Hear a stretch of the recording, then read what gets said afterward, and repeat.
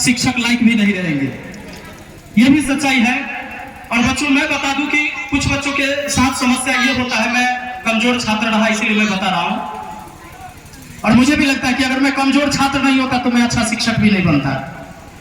क्योंकि कहते हैं ना कि अमीरी हाल क्या जाने गरीबी चखने वालों का, और मखमल मदीना क्या जाने जमी पर सोने वालों का। तो जब तक आप जमीन पर नहीं सोए होंगे तो क्या पता होगा कि गरीबी की जिंदगी क्या होती है।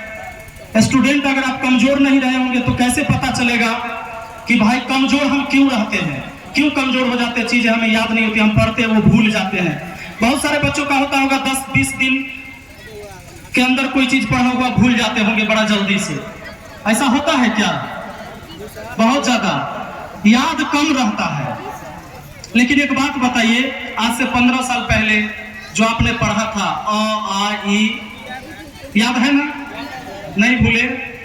कभी कभी आपको अपने नॉलेज पर शक होगा, अपने मेंटल एबिलिटी पर शक होता है कि शायद हमारी बौद्धिक क्षमता कमजोर है, और कुछ विद्यार्थी का ज्यादा होता है जो याद रख लेते हैं मैं कमजोर हूं इसलिए मुझे याद नहीं रहता है।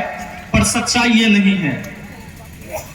अगर मान लेते हैं कि आपकी बौद्धिक क्षमता कमजोर होती, आप दिमागी रूप से कमजोर होते, तो जो 15 साल पहले आपने पढ़ा वो भी तो भूल गए होते।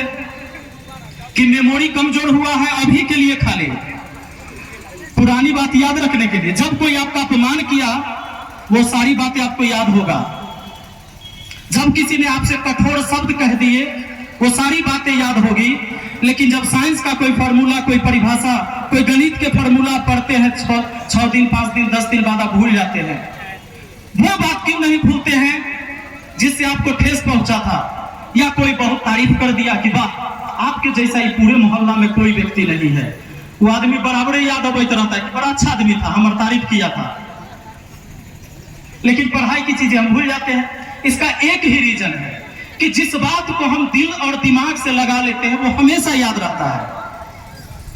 लेकिन जो बात हम ऐसे ही लेते हैं कि छोड़ो ना, सब पढ़ते हैं, हम पढ़ाते हैं, कोनो दिन पढ़ लेंगे, अभी समय बचा हुआ है, अभी एग्जाम थोड़े ना हो रहा है, जहिया से फॉर्म भराएगा तहिया से पढ़ लेंगे।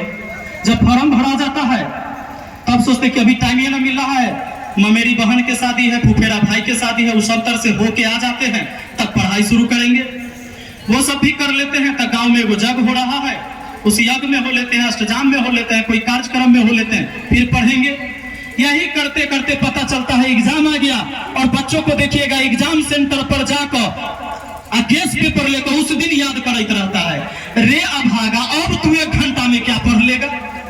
जब तुम पूरे साल भर न पढ़ा, 2 साल नहीं पढ़ा, अब 1 घंटा में तू क्या पढ़ के जाने वाले हो जो एग्जाम में आएगा?